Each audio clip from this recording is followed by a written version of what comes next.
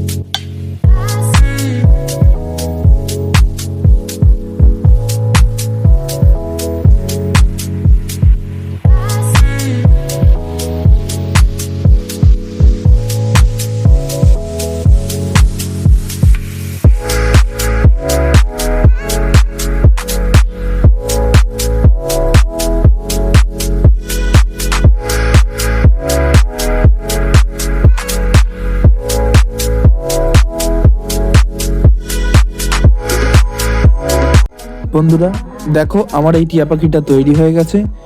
তো টিয়া পাখিটা কেমন হয়েছে তোমরা সবাই কমেন্টে জানাও, আর ভালো লাগলে লাইক, সাবস্ক্রাইব আর শেয়ার করে দেবে সবাই।